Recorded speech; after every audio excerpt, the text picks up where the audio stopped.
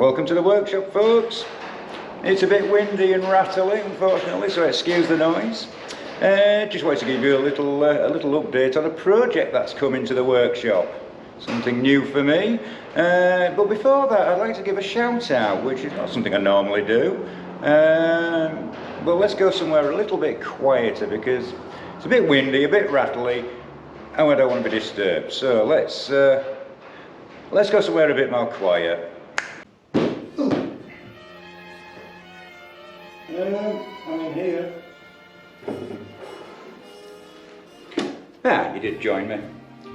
So, while I was down in Dover at Ian and Debbie's wedding, the great IKS wedding, you might have seen the Explore video I put up last week.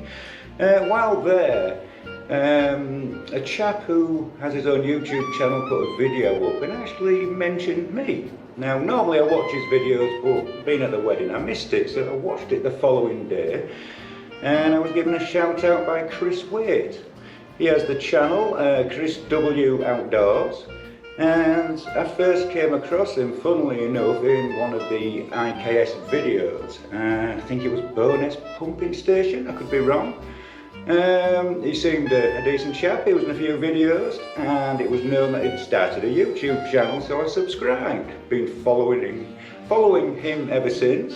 He does some really good videos, a lot of camping videos, testing equipment and things, and the videos generally nicely chilled out.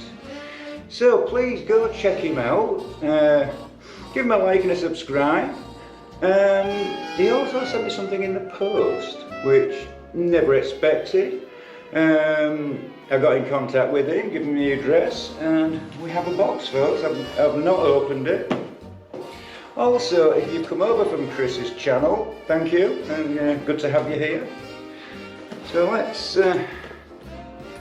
just open this. I never win anything. There's probably an easy way. I'm not an Amazon customer, you know what? There we go. As you can see, I'm in the museum. This is the original serving hat in the kitchen. And I'll tell you a story about that after this. So, what have we got?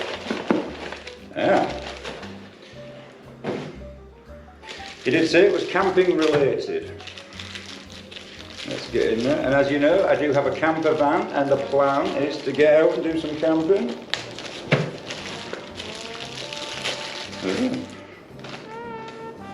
I see what this is.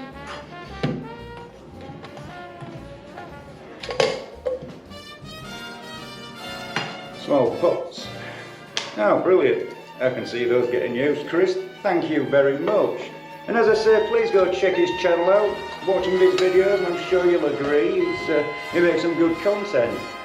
I'm also in the fact he's just broken 1,000 subscribers, so well done, Chris. You're doing whatever you're doing, just keep doing it because it works. Some really good content there. So, back to the workshop. Yeah. Now you beat me to it. So yeah, back to the workshop, folks. A little look at something that came in, which you might find quite interesting. It seems all these little projects all have their own stories. So let's take a look at the latest one. So, as you know, we had a Rolls-Royce Merlin engine and some other parts donated by the Bomber Command Museum of Canada and the Halifax 57 Rescue, and all the teams that go into recovering these sort of artefacts. We then, from the same person and Andy Ward, we got this Halifax tailwheel rim. It was just lacking a lock ring, which HR871 managed to keep, but as you can see, the rim's gone. Was asked, can we fit that rim to there? That's an interesting project. The Merlin engine, as you remember, I did test a couple of areas, one being there, one being there, one there, and on there.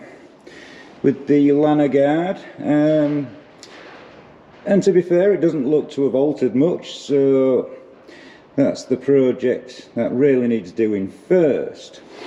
So I need to treat inside the crankcase, and then we can get this engine the right way up and get the propeller hub and reduction gear back in.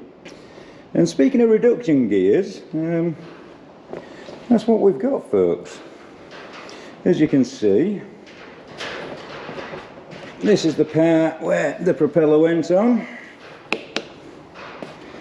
at the very front of what is a Bristol Hercules engine. Inside this casing are some gears. The one at the back there, you can see, that one's fixed in place, and the engine, I believe, it kind of sort of transmits into it, and this works as a reduction gear.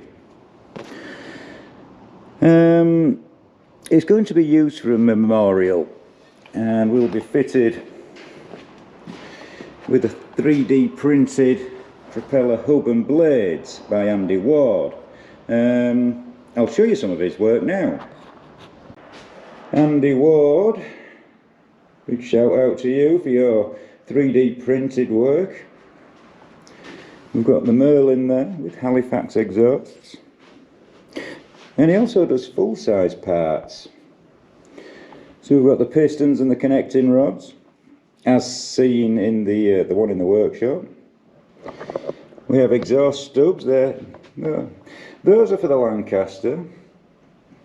Those are for the Spitfire, which you just added a bit of detail, just brings it to life.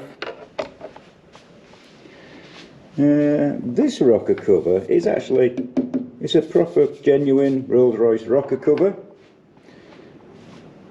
I do believe it would fit the Type 22 like in the workshop.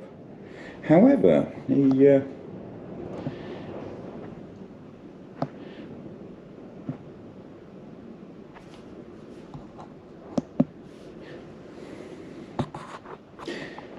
Andy's a very talented guy, and this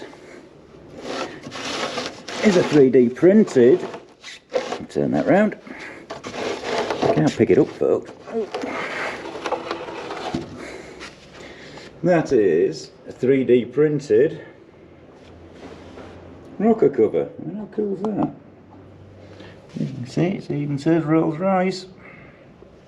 Amazing work. I'm sure you'll agree. So my mission is to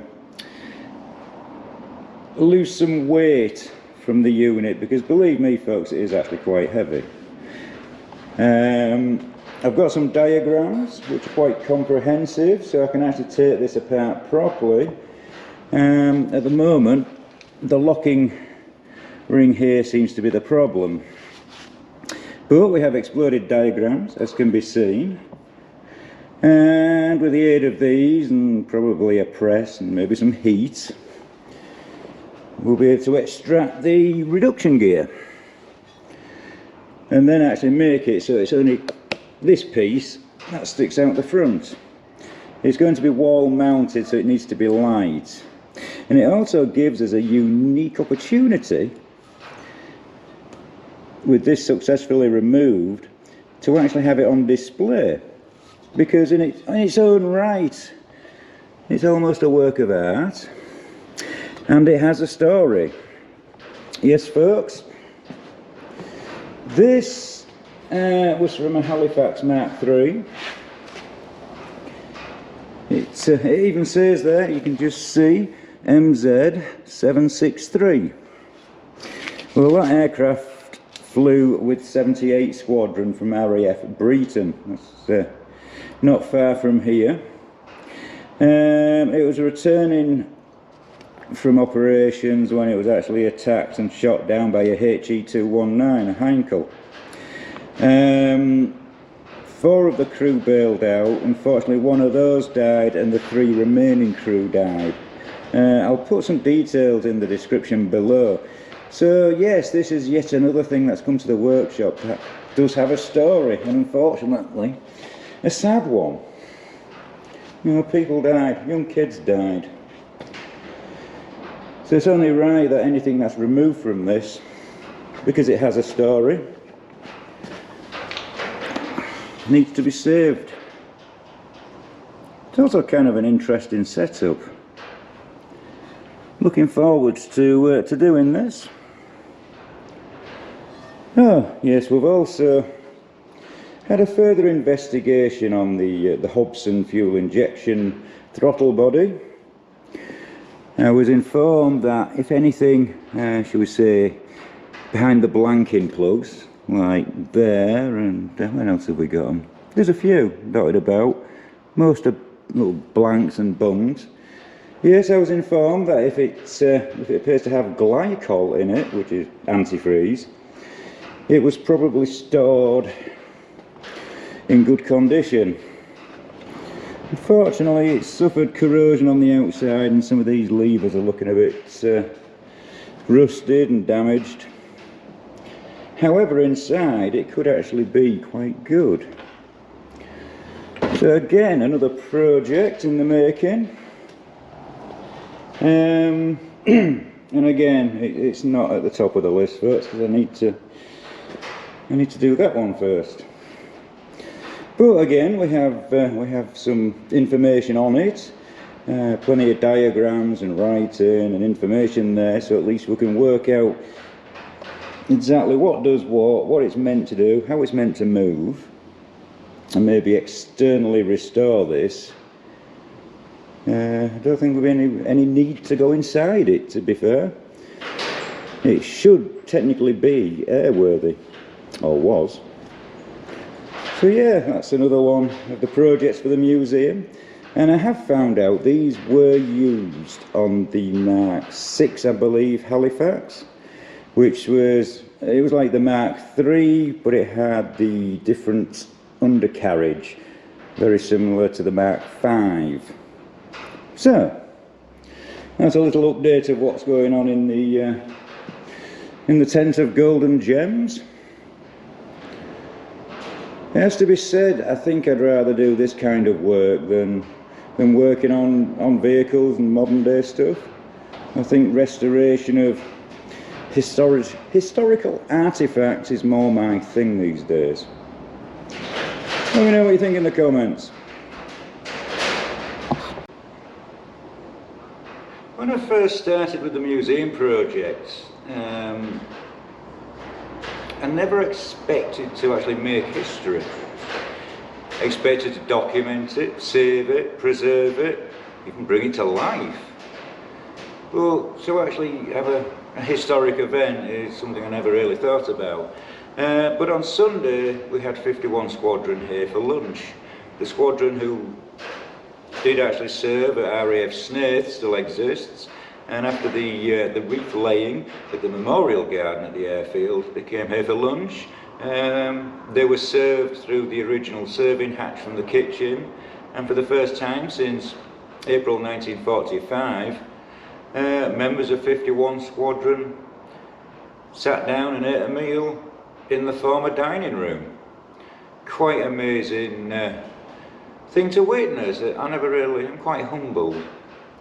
And then, just as a finale, anyone who has visited the museum has probably heard me tell the story of HR 871 and how it was struck down by lightning and had to be ditched, etc. Well, the museum, I told it one more time on Sunday to members of 51 Squadron. And as a side note, HR 871 could very easily have been a Snaith aircraft, because Snaith actually had HR 868, 869 and 870. It only took one slight alteration somewhere in 871, could have actually been a Snaith aircraft. Quite amazing really. So that's it for this video, folks. Thanks for watching, liking and subscribing. Please check out Chris W Outdoors. I'll put a link in the description. And thank you, Chris, for the gift that came through the post. Most appreciated. So on that bombshell, catch you on the next one.